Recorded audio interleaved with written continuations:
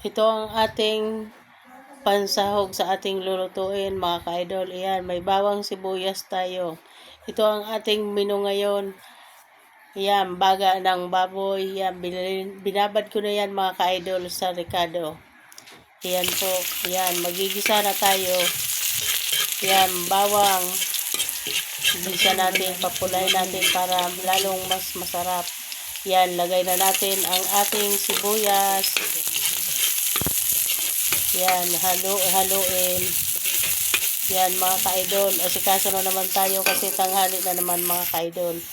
Yan, ilagay na natin ang ating baga ng baboy.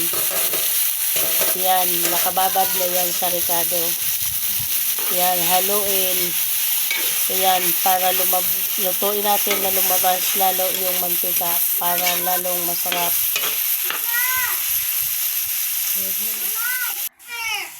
Ayan, lagyan natin ng tubig.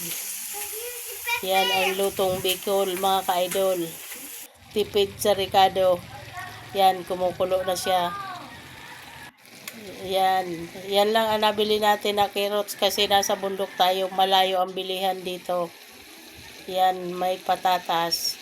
Yan, hiniwa ko ng pahaba para ng french fries mga ka-idol. Yan o. Yan, haluin natin. Yan ang ulam natin ngayon mga ka-idol. Ilagay na natin ang ating sili. Yan, hindi ko na hiniwa yung labuyo kasi yung kasama ko mahina sa sili. Yan, lagyan na natin ng pampalasa. Yan mga ka-idol. Yan, malapit nang maluto ang ating ulam ngayon. Yan. Palambutin natin ang ating baga ng baboy. Mahirap na kasi yung kasama mo walang ipin. Yan, kaya kailangan lutong-luto ang ulam. Yan, malapit na. Yan ating ulam ngayon mga ka-idol, mga kamarites ko.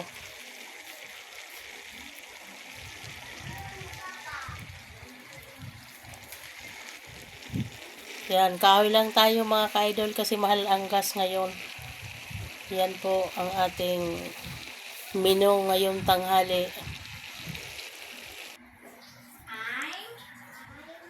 Yan po, kain na na.